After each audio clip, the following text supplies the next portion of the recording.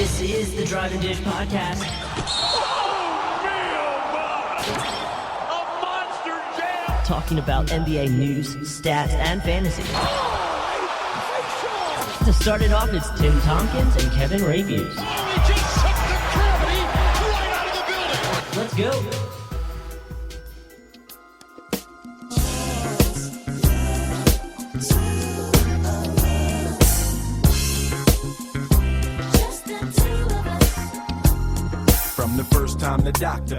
Well, I'll start the podcast by saying this. I am a huge Will Smith fan. Yeah, I'm a big fan of the Fresh Prince, of course. Oh, of course. Classics. Men in Black, another classic. Legend of Bagger Vance. I really liked him in I'm Legend, too. Yeah, good movie. But seriously, his music career is awesome.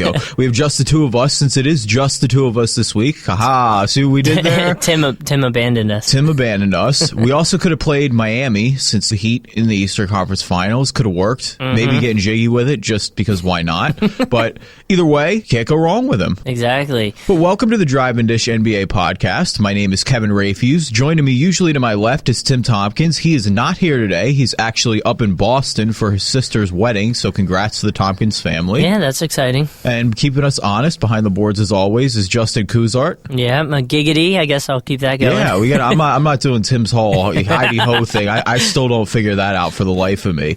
But here we are again, the Drive and Dish NBA podcast. Second round of the playoffs is officially wrapped up. It's in the books. We know who our final four teams are. And it was a crazy one for sure. Not quite as good as the first round, but when the first round was as awesome as it was, it's tough to live up to expectations. I really think the one picture that can come out of the second round, I was looking at it, is when Kevin Durant sat down on the court facing away from Westbrook taking those foul shots. Yeah, I think that insane. Signified it. That was the picture of the second round right there. Yeah, definitely, for sure. I mean, especially with how the way that game turned out, definitely one of the more wild endings. I think it was, I think the refs definitely dropped the ball a little bit. There's some people that are definitely arguing that. Yeah, I mean, I think the Reggie Jackson play was clearly off him. Now, was it a foul? Yeah, probably, but if you don't call the foul, you can't have that be the makeup call. That's what I felt like it was. Exactly. But that being said, at the same time, the Clippers can't blow that lead either. Exactly. You can blame it on the refs all you want, but it still comes down to the players in the end. Yeah, and Chris Paul's foul, it's crazy. For as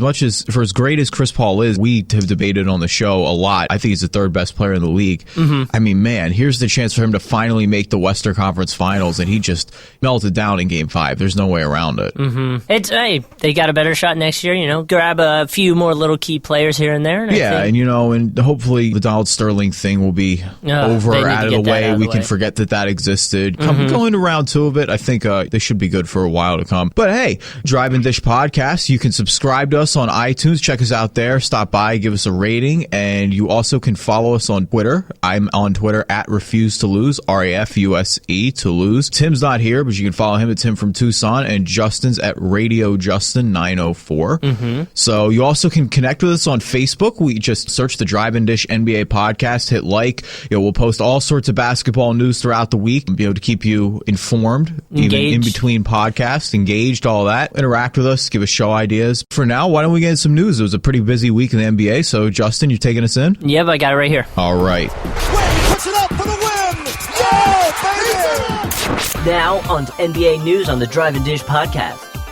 To start off our news, the NBA Draft Lottery will take place on Tuesday. Also taking place at the lottery, the Charlotte Bobcats will officially become the Charlotte Hornets. The NBA Board of Governors approved the sale of the Milwaukee Bucks to Wesley Edens and Mark Lassery. The duo pledged $100 million into building a new arena in Milwaukee. The Portland Trailblazers gave coach Terry Stottis a 3-year extension with the team option for a 4th year. The Blazers improved by 21 games this year and made the second round of the playoffs. The Golden State Warriors have hired Steve Kerr as their head coach to replace Mark Jackson. Kerr had been linked to the Knicks job. This will be his first attempt at coaching. The Detroit Pistons have hired Stan Van Gundy as head coach. Stan Van Gundy will have most of the control over personal decisions. And probably the worst news this week, Serge Ibaka will be out for the rest of the playoffs with a calf injury. Ibaka sustained the injury in Game 6 of the Western Conference semifinals. The Thunder will likely give more minutes to Steven Adams and Nick Collison, who played well in place of Ibaka on Thursday. This loss seems all too familiar for Oklahoma City as they lost Russell Westbrook last year during the season's playoffs. playoffs. The Portland Trail Blazers will strongly prioritize keeping LaMarcus Aldridge in their franchise long term. Aldridge is coming off the best season of his NBA career and helped the Blazers to the Western Conference semifinals. And finally, the Timberwolves have said that they are ready to examine Kevin Love trades for the first time. No team is likely to trade for Kevin Love without an assurance that he'll commit to a 5-year, $100 million max contract. We'll see what happens. Well, thanks, Justin, for reading that news. Last two big stories there are two marquee coaching hires. First one, you have Steve Kerr going to the Warriors. A lot of people thought he was going to the Knicks. I think he even thought he was going to the Knicks. Yeah, it was really from day one when Phil Jackson got hired. But then there's been that whole kind of intrigue. And now there's a new report that came out in the New York Post that the Knicks actually lowballed Steve Kerr. And that's a big reason why he went to the Warriors. Maybe that'll give him a little motivation facing the Knicks in the next year sometime. Maybe he'll play a little tougher against them. Yeah, and in that report, it said it was, Golden State gave him a 5-year, $22 million deal. They said if the Knicks had given him that deal, the Knicks only offered him 3 years and significantly less money, $13 million. They said if the Knicks had given him that 5-year deal, he wouldn't have ever even been in negotiation with Golden State. Well, you got to wonder what the Knicks were thinking there. Maybe they weren't as interested as he thought they were in him. It is interesting because with Phil Jackson has been kind of the off-season acquisition per se so far. It's been a lot of talk about Phil Jackson, and it's bringing a new era of optimism among Knicks fans. Here we go. Everybody was linking it to Steve Kerr, and now kind of went a little awry. What's the attitude there right now? I know. We'll have to wait and see what happens with that. Also, that's a lot of money and a lot of faith for Steve Kerr's never coached before. Yeah, I'm interested to see how he does. I mean, Golden State in general has a great duo, Thompson and Curry, and then I think they're a good enough team that no matter what coach, they're at least going to have a winning record or, make it into the playoffs next year. It just depends on how. Yeah, they're definitely one of the most intriguing teams and kind of polarizing teams. If they're hot, there are people that think that the Warriors team currently, even as constructed, could get all the way to Western Conference Finals and the Finals. Yeah. The Warriors are a significantly better team than the Knicks right now. I don't think anyone would argue that. So for Steve Kerr, he is going into a winning situation. You can't really argue with that. It's just be seen how much he's going to improve on Mark Jackson. Mark Jackson won over 50 games last year. Yeah, it'll be tough, but I think he set himself up to be successful. Yeah, the other thing too, though, that I think we'll have to keep an eye on is for as much as management didn't seem to like Mark Jackson, and they were really kind of the ones behind his demise in Golden State, the players loved Mark Jackson. You never ever heard a single Warriors player come out and be like, "Man, I hated playing for that guy." He was a pretty beloved coach. So now Steve Kerr's got some big shoes to fill with these players who have been successful these past 2 years. It'll be interesting to see. I'm excited for it. But obviously, we still have some other exciting things to go through this year first before next year. It's going to be interesting over there. I'm curious to see what happens. And we're going to talk about the Knicks search a little later. That's still ongoing. A bunch of reports coming out about who they're looking at. But the other big guaranteed coaching hires up in Detroit, Stan Van Gundy making his return to the league. Last coach with Orlando, the Dwight Howard era, got the team to the finals. Now in Detroit, the big thing for him is that he's going to have a lot of control over player personnel. Do you think that's something he wants? Well, absolutely. I would assume that's something you would want to do. So, I mean, he's been out of the league for how many years now? He's been a successful coach. He wants that control. I don't think he wants another situation in Orlando where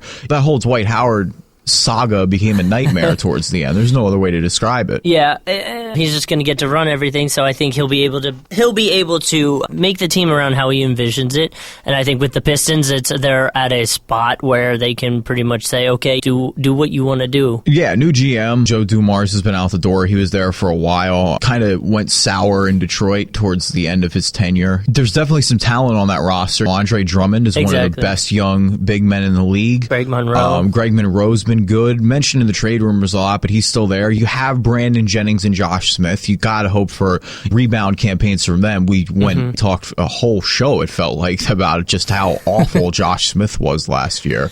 And I don't know. I have a friend who was a Hawks fan and was very upset with him the last few years when he was with the Hawks as well. So I think he still could have a rebound year. He's still got it in him. I mean, he's definitely talented. He's extremely athletic. I think Detroit, like we said, we have assets. They could be, East is so bad towards the bottom tier of the playoff team, so that maybe they could sneak in next year. There's a lot of work to be done, though.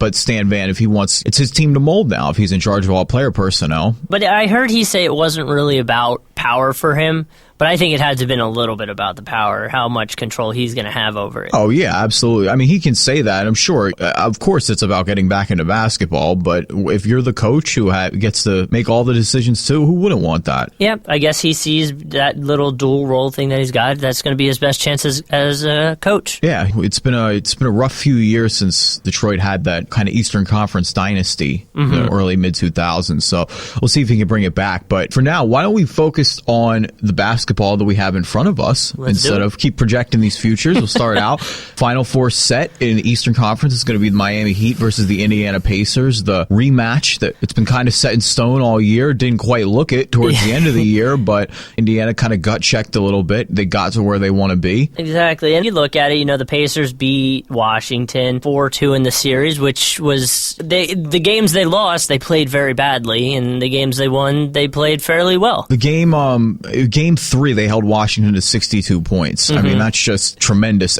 defensive effort by Indiana to hold an NBA team to 62 points. If you're the Heat, that game probably scares you a little bit. A little bit, but then you have another game it was 5, where Washington in Indiana out-rebounded the Pacers by it was 65 to 29 wasn't margin. It was absurd. Gortat was out-rebounding 36 and 18, I think. he was an animal. Yeah, he came out of nowhere, and I think maybe if Tim were here, we could bash him a little bit because he used to be on the Suns, so I guess we could bash him a tad bit about that. But don't worry, we'll have all off season to rip on Tim's Suns, no doubt about that. We will be shellacking him per se. But all right, so one of the big factors of Indiana getting into the Eastern Conference Finals after what looked like they might lose to the Hawks in the first round has been kind of the reemergence of Roy Hibbert. Had a game or two towards the end of the Atlanta series where he looked like the all-star that he was again. Slowly getting back. Had a pretty good Washington series. Started to see that post-up game that he was so good at all season. Really did a good job of clogging the lane up, make life difficult for John Wall and Bradley Beal when they would drive inside. And if you beat the Heat, you have to limit that with LeBron. I think if there's a team that Hibbert will bounce back that needs to bounce back, but that will re-energize Hibbert is the Heat. He always does fairly well against them. They don't really have anybody that can guard him per se. You can throw people on him, but he's 7'2". No one on the Heat is even... No, he's dominated. Yeah. I mean, there's no doubt, but that's always been Indy's interior advantage. We talk about David West, who, by the way, the heart and soul of this team. He really, for all the mental toughness questions we had, even when it looked the darkest, David West is the one who is the steadying force for that team. He is absolutely, I would argue, the most important player on that team right now. I agree with that. He was definitely trying to rally everybody together, and I think it's working, which is good for him. So, they got to, this is where they wanted. It's what they've been talking about all season was their next chance in Miami. But back to the point, David West and Roy Hibbert have been that dominant interior players. They've been both on the offensive and defensive end, making life miserable for LeBron as he uses his athleticism to get into the lane. But Indiana kind of hasn't been that good on the boards this year. We talked about that Washington game, and here's a disturbing stat. Indiana has only rebounded 19% of its misses so far in the playoffs. Well, I know. I'm looking at Hibbert's postseason stats compared to his regular season stats, and he's averaging about 2 less rebounds per game now, which is he's only averaging 4.5, which from Hibbert, a guy who's 7'2", and you're a center, I feel like you want him around 8 probably a game. Yeah, he needs to be dominating the boards. There's no other way around it. Miami isn't a great rebounding team. I mean, there's no other way to say it. Indiana needs to have that advantage if they're gonna make it happen. The other thing that Indiana really needs to do is they got to cut down the turnovers. Indiana, not really one of the best league's ball handling teams. They do have their fair share of turnovers. Maybe, I know they were starting to do a little better with it towards the end there, but the Heat will make you pay anytime you do a turnover. I feel like anytime you turn the ball over with the Heat, it's a dunk by LeBron James. Exactly. The Miami's the most deadly transition team that I've maybe ever seen, and Indiana's turned the ball over when they played Miami this year on 18% of its possessions against the Heat. That would have led the league if it was just a general number by a mile. You know, they've got to let that. Miami's so deadly, and they're so aggressive and active on defense, and they play those passing lanes so well. Indiana's not an elite offensive team. They have to wind you down and wear and grind you down. They can't let Miami get all those points in transition. They're going to have no chance if they do. Well, that's my worry is, do you think the Pacers will be able to keep up with the faster pace that the Heat like to try to play at? Or do you think the Pacers will maybe bring them down a step and try to make the Heat play their game a slower, try to drive the lane and get it past, or dish it to Hibbert, let him post up and do his thing? Well, Indiana is just, they're gonna grind Miami down. There's no way around. Even when the Pacers were and Heat for that matter were in the midst of those slumps in the second half of the season, their game was a 1-point Indiana win, their final game of the season. It was a bloodbath. These two teams are going to get up for each other. This is the matchup we wanted. Now, can Indiana beat Miami? I think know. I was actually looking at it, and I saw some people saying, I was compared to the matchup that's out west, this one they think is a little more predictable. They were saying that I saw a few people saying that they think the Heat can take this in 6. I mean, I think, yeah, that would be my pick at this point. I think it'd be Heat in 6. Okay. There are some reasons to be high on Indiana. If Paul George hasn't really shot well these playoffs and they've got this far, if he suddenly gets his shooting touch back and was the player we saw at the beginning of the season, he can go with anybody. Well, and that's what I was going to say. Paul George, he pretty much proved that him and LeBron James can go head-to-head, and it won't be a complete one-sided affair. No, they'll battle. And then Dwayne Wade, if he's playing at his best, is better than arguably anyone on the Pacers. If he's playing at his best, can be better than anyone on that team. But he hasn't been playing his best, so that's always a question mark with Dwayne Wade. Yeah, you don't know with the way he's been injured on and off this year and how 100% healthy he is. Not really a 3-point threat. A few other things with the Heat. I think Battier's looked a step slower. He's been huge for them come playoff series. Another thing for the Heat, Mike Miller's not there anymore. Well, Ray Allen stepped up his 3-point game. The other night I was watching him, he was draining them left and right. And I know that was a problem is, a lot of teams can just out 3-ball Miami and get a game or two out of it, but now Miami stepped up their average on 3 points, so they're a little harder to beat that direction if that's the way you're going to take the game. No, Miami's clicking on offense. That's what they do. They hit 3-pointers. The other thing that stands out, can't underrate this, I should say, Indiana does have home court advantage, which is what they didn't have last year, and they said they wanted that, and they went out and that did was it. The big thing. They got the 1 seed. Remember last year, Indiana in Game 6 in an elimination game, they beat Miami in Indy. When Miami won its 2 elimination games last year in the finals and in the Eastern Conference Finals, they were both in Miami. Home court advantage does matter. I still personally believe that Chris Bosh is very underrated at this point. Oh, yeah. He's doing great for them, and he always has been doing great. It's just, it was always kind of LeBron James, Dwayne Wade matchup. To me, he's always been, no offense to Dwayne Wade, but he's always been the second most important player on that team. LeBron James and Dwayne Wade kind of have similar styles a little bit. They're not the best jump shooters in the world. They're extremely athletic and get to the lane and play physical hounding D.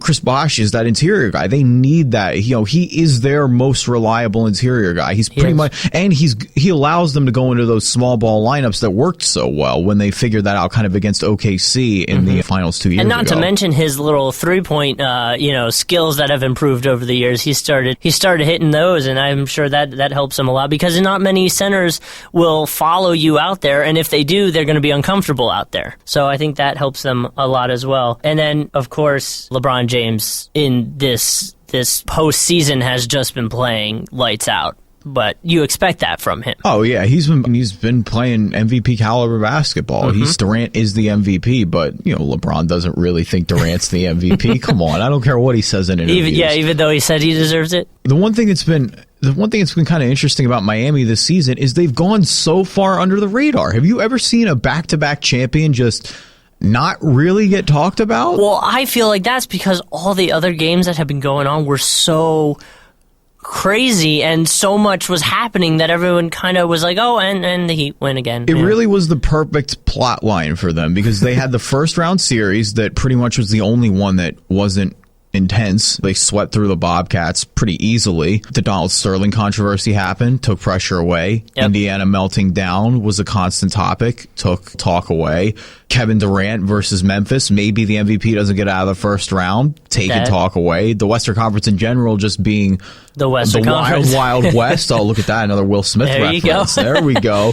Being so wild. It's really helped out for them, I think. And it did benefit them because I know the Heat last year didn't have it like that. Last year it was talked about, are the Heat what are they doing? The Heat. Now it's kind of, well, whoever wins this is, Eastern Conference. The Heat are there, the Pacers are there. You expected this game to be there, and I think, they're going to feel the pressure of this game. People are going to be talking about this game because I feel like it's going to be violent. I feel like there's going to be a lot of bloodshed. No, it's going to be a fun series. There's no way around it. I'm really excited to see this rematch. I'm going to come out and I hope I'm wrong, but I don't think it's going to be as good of a series as it was last year. Okay. I think this time around, the Heat really are a lot better. I can't, after seeing what Indiana's done for the last month, I can't confidently pick them. I think Miami's going to win in 6. I agree. I've talked about Hibbert, and I think every podcast episode I've talked about how this is Hibbert's comeback game. This is Hibbert's thing, and he's slowly working it back. But if he doesn't come out game 1 on fire, I think the Pacers are in some trouble for sure. They need Hibbert to be clicking. I'm glad that he is seemingly better, or was against Washington, so that I want it to be a competitive series. I've been waiting for this. We've all been. It's been kind of preordained before the season that this was going to be the Eastern Conference Finals, and here we are. Disaster avoided.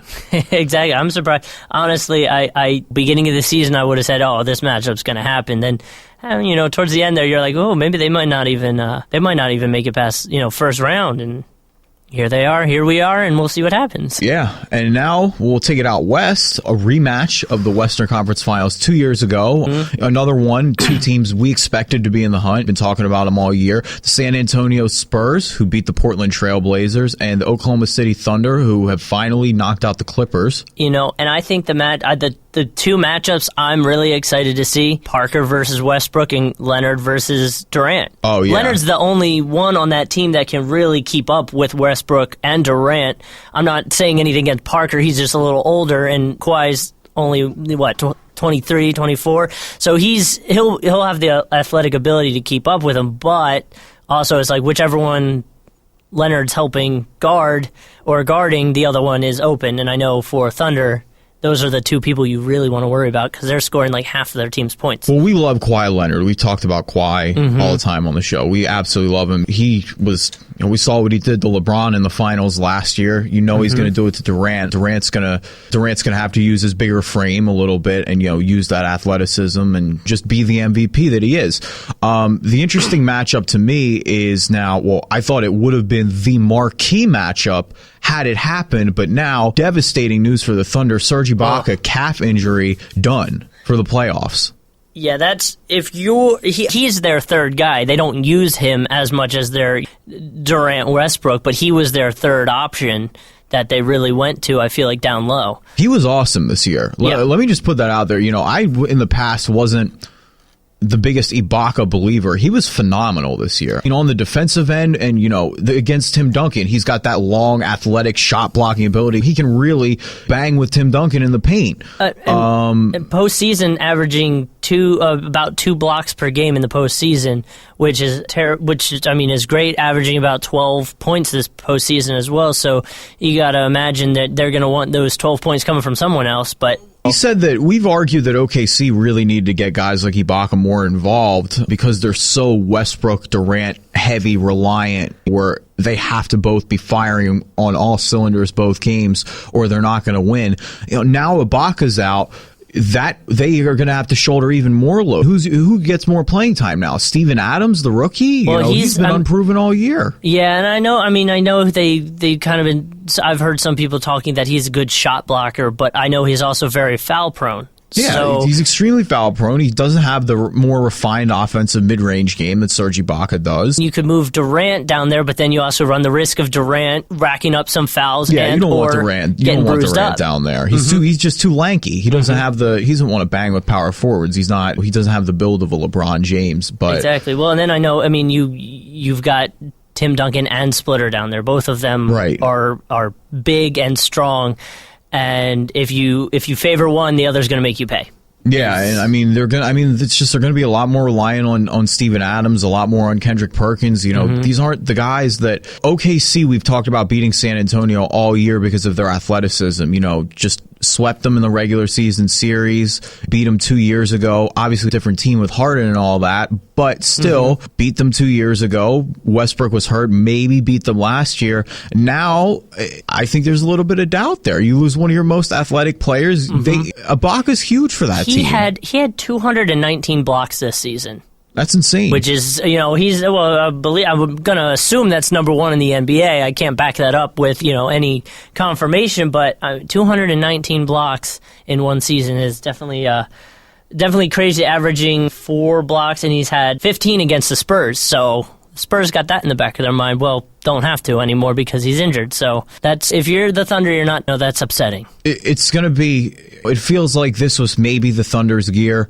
Ever since the Kevin Durant MVP speech, it kind of seemed like they really gained control of everything. They got a ton of breaks in that Game 5 of the Clippers series where they really stole a game, especially after they gave one up in Game 4. They closed out in LA. It seemed like the matchup they wanted was the Spurs because they had that athletic advantage. They were in their heads a little bit, which is crazy. You don't really see that in a Spurs team ever. Now without Ibaka, I thought it was going 6-7 games no matter what. I don't know anymore. Well, how terrifying is it for the Thunder just to see the Spurs just pretty much, swat the Trailblazers to the side and kind of say, go home. You don't even bother us. Yeah, I mean, it is. San Antonio dominated Portland. San Antonio was up, I believe. They spent more time up double digits than Portland had leading the entire series. Yeah. That's insane. They really, what do I think the Thunder think? You also got to remember Portland kind of is the rookie team. They grew up a lot by beating Houston in that first round series. We talked about that, especially for Lillard. That was just was almost a coming out for him. But I don't really think anybody thought Portland was going to beat the Spurs. True. Well, I thought maybe they, seeing how great they were playing, there was a potential for them to contend a little more.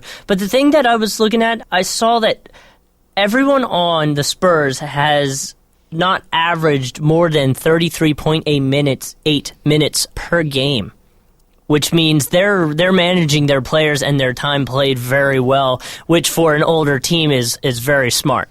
Well, yeah, and the biggest thing, too, here is because they got rid of Portland so quick, they got some extra rest. And with Tony Parker has that leg injury right now. If Tony Parker's not 100%, that's a more devastating loss than I think Ibaka is. Of course. Well, Tony Parker averaging 19.3 points in the postseason. So I mean, he's the big-time postseason performer. The Spurs need Tony Parker, especially in the matchup against Russell Westbrook. The Spurs need Parker to advance. Parker is the guy who's going to carry them to the finals. He's the most important player on that team. His birthday's today, by the way. All right. Happy birthday, Tony Parker. May 17th. Just give him the... How about that? Exactly. So a little happy birthday to him, and good luck in the next few games.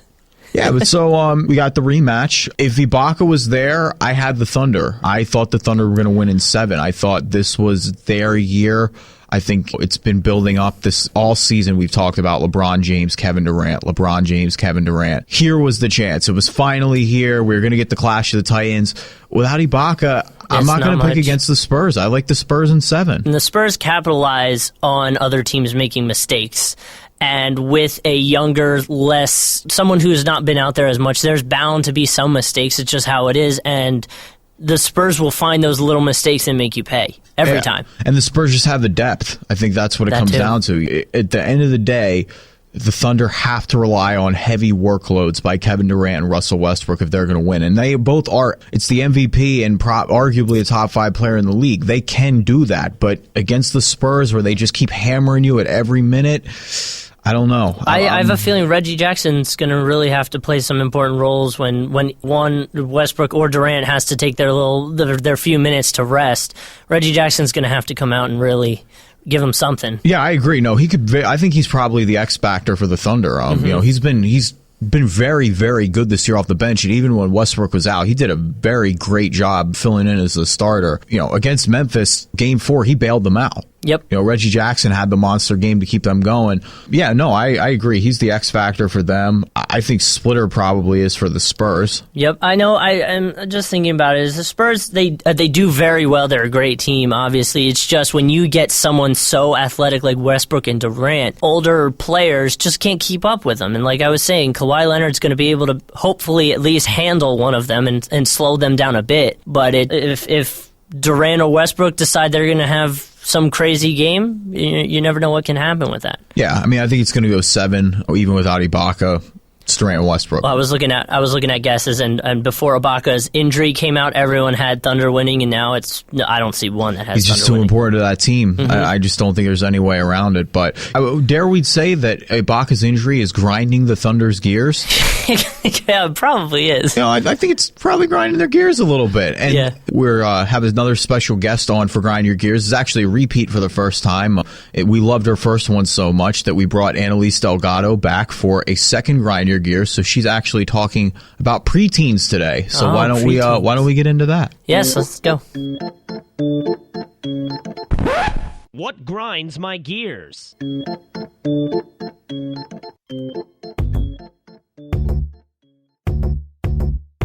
You know what really grinds my gears? Preteens. Don't get me wrong, teenagers aren't my favorite group of folk, but in my opinion, they're leagues better than tweens. Here's a perfect example. I went to the mall on a Friday night for what I thought was a quick trip to purchase a candle with a gift card. Big mistake. The mall is infested with tweens on the weekend, with their slender, prepubescent hips and sassy mouths full of braces, trying to look cool as they hog the sidewalk, but really just waiting for their soccer moms to pick them up in minivans. Their mass-produced ironic t-shirts and Sharpie fake tattoos were enough to send me running back to my car, but I really wanted my candle. So I ventured on and purchased a lavender vanilla scented candle, but by the time I was able to make it out of that tween-riddled death trap, I went through so many clouds of Axe body spray that every time I lit my candle, my house was filled with the scent of chocolate temptation, and tween girls started scratching at my apartment window like feral cats. So if you're a tween, and you're trying to be cool, stop it. Because you can't drive, you live with your parents, and you probably say epic way too much. Do it for America.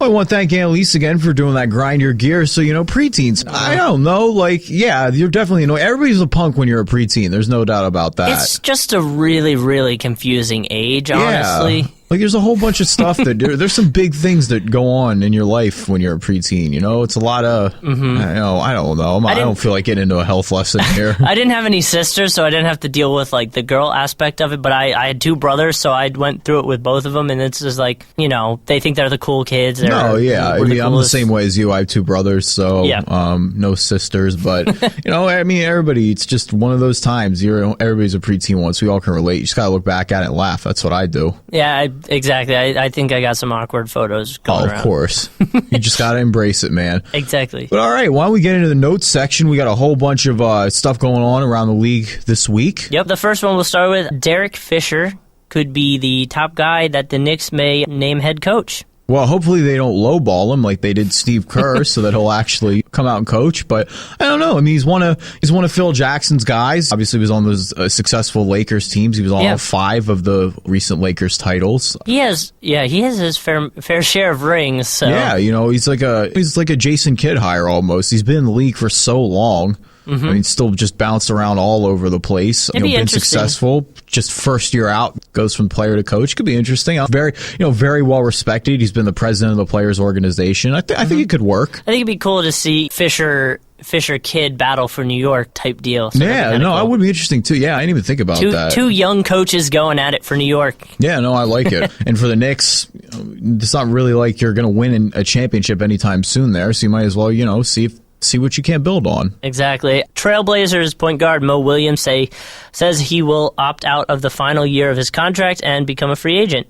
He was averaging almost 10 points, 4 assists off the bench this year. This could be pretty big. The Blazers kind of rely on their starting 5 to do a heavy the heavy burden of their scoring. Mo Williams been that veteran presence off the bench. He's been in the league for over 10 years now. You mentioned his 4 assists. That's actually the lead in backup point guards. Wow. So apparently the rumor behind it is now that Mo wanted a 3-year deal. I guess the Blazers weren't ready to give him a 3-year deal, so it could be a loss for them. He's a good veteran presence to have in the locker room. He'll be he'll definitely get picked up for sure. Oh, for sure. Where do you think he may land? I really don't know. Mo has been kind of one of those guys that's bounced around everywhere. Yeah. I think any team that is in need of a good backup point guard, Mo Williams would fit that role. Okay.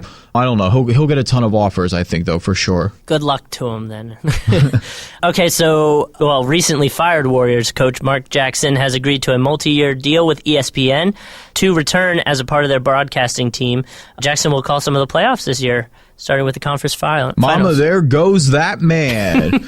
Oh, man. I mean, it sucks to get fired, but it's got to be pretty nice to just be able to step right back in the broadcast booth. He missed all of one round and he's already back working again? Yeah, he just moved right on. Him and Van Gundy, I always, enjoy listening to, so it'll be fun to hear them call games again. Exactly. Mark Jackson's a good basketball guy. He's still he's been one of those names mentioned, too, for the Knicks job, so we'll see. It says it's a multi-year deal, but we'll see if he doesn't get an offer before then. It was reported that Andre Blanche plans to decline the player option for next season to become a free agent in Brooklyn. He was big for them off the bench this year. There's no doubt about that. Blatch is one of those polarizing players. Just some nights he goes out and just looks awesome, looks just a great offensive player, and then other nights he leaves you scratching your head, just whether it's a lack of effort on defense or just a completely boneheaded play on offense. He's one of those guys. I'm looking at it. It says that he's opting out, but he would love to stay in Brooklyn. So maybe he's just looking for a newer contract or something. So we'll see what happens there, but you never know. They're going to have to do a lot of creative GMing there. It's kind of a big offseason for Brooklyn because, Paul Pierce is up too. Sean Livingston's contract is up. Those are obviously big-time contributors for Brooklyn next year. And they don't really have any draft picks coming soon. Thanks, Billy King. It's going to be interesting. There are other rumors going around, too. The thing to mention with the Nets is, they want to shop D. Will. Darren Williams is kind of totally fallen off the face of the earth, it seems. I don't know why. He was getting compared to Chris Paul at one point for best point guard in the league, probably back in 2008, 2009 I know he's range. getting his ankles looked at, so maybe he was having some trouble there. Yeah, it's been a lot of injuries and stuff, but the problem is it'd be great to move him, but who in God's name wants that contract at this point? Exactly. Well, we'll see what happens. Kind of bringing it back to the talk about Kerr and the Knicks, I see a little headline here that the Knicks are insisting that Phil Jackson handled the negotiations with Kerr without Dolan. It's sad that that even needs to be a topic, though. Mm-hmm. Dolan said at the press conference that he was going to give control of, going to be Phil Jackson's team, but he can't keep his hands out of the pot there. So hopefully for Knicks fans' sake, he does keep his hands out of the pot. But the fact that this even is a story that your GM is handling a negotiation with a coach shows how much of a disaster that front office has been. Exactly. And actually, now that I'm looking at this, Mo Williams, maybe he'll look into going to the Knicks because Knicks say they will trade Raymond Felton this offseason. I don't know what they'd get for him, especially considering he could be going to jail. Exactly. They said they still have Prigioni under contract for 2 years, but they need more depth, so maybe Mo Williams is someone... Yeah, Prigioni's good, but, he's not... He's a backup caliber point guard. He's an older guy, too. He played in Europe for so long. He was the oldest rookie in NBA history, I think. Wow. So point guard is, we've said for the Knicks that's obviously their biggest glaring need. Felton is definitely not the answer there. Not at all. I don't think he is ever the answer. No. And after the season he had last year, I don't quite know what you're going to get out of him, but we'll see. We'll see if they can get what kind of value they get. Maybe they'll find someone that wants to give him a second chance. Lastly, in our little news, actually, not lastly, I'm seeing here that it was reported that Wiggins jumped and had a 44-inch vertical. Yeah. That's amazing. 44-inch vertical. We talked in news about the draft being on Tuesday. Mm-hmm. I think we debated the one pick a little bit this year. It's been, we've kind of had 4 guys that we've been bouncing around. I think it's pretty clear at this point that Wiggins is the consensus one. That is a terrifyingly high vertical, I guess, whichever one you want to say. We've hyped this kid up now for 2 years, and this is everything that we've been looking for. That was him just saying, look, I can do it. You know, I will do it. Our inner Sixers fans are screaming, yes, oh yes. My gosh. Like, come on. The hashtag tank for Wiggins that's been going around this year. Yeah. Now is for true. Wiggins has a, it's got quite the ring to it. Exactly. I think at this point, I would really, really be taken aback if he doesn't go one on two, or not on Tuesday, but come draft in June. Mm-hmm. Well, we'll see what happens. And lastly, the Lakers guard Nick Young says that his nickname, Swaggy P, that he has, was given to him by God. His exact word is, me and God tight like that. I wish I could say I was surprised by this, but after the year, Nick, is there anyone who in the NBA had a better year than Nick Young? And it has nothing to do with his actual. I mean, this guy was the star on a horrible Lakers team. But I mean, think about it. Let's look back at his year. He tobogganed down the Great Wall of China. Which sounds awesome. He pissed off every sneakerhead in the world when he wore, there's a pair of Nike foam posits, the Supreme versions. He wore them on the basketball court and pissed off every sneakerhead of all time. He rode a Zamboni at a Los Angeles Kings game. He's dating Iggy Azalea. Swaggy P, man, what a year. Him and God are tight like that. Him and God are tight like that. I think Swaggy P, man. I miss Swaggy P in Philly. He was quite. I miss him and I don't miss him at the same time. I'm not worried about his basketball ability, but off the court, man, he was entertaining. He's an entertaining to follow on Twitter / Instagram / whatever else you want to follow him on. All the social media, exactly. Aspects of the internet, which you should be following us on at the Drive and Dish Podcast. Remember, we are on Facebook. Just search the Drive and Dish Podcast. Give us a like. Again, also, we're on iTunes. Just hit that blue subscribe button. Give us a rating. You'll get all of our episodes automatically sent to your phone, your iPad, your other tablet, computer, whatever you're listening to us on.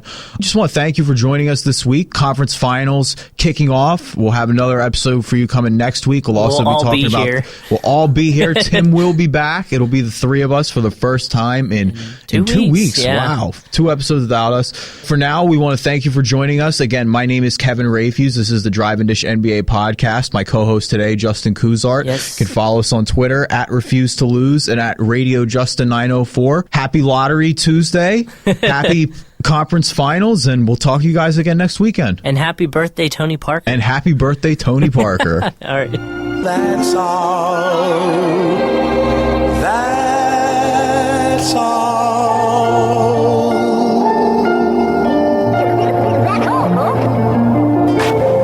Thank you for listening to the Drive and Dish NBA podcast. Don't forget to subscribe on iTunes by searching Drive and Dish. On Twitter, use the hashtag DADPod. You can find Kevin at Refuse to Lose, Justin at Jay Kuzart, and Tim at Tim from Tucson. We would like to thank Cox Media Group for allowing us to use their studio here in Jacksonville. We are in no way affiliated with the NBA, and any sound clips you heard on today's episode are copyright of their respective copyright owners. Go get them. We'll talk to you later. Until next time, toodaloo.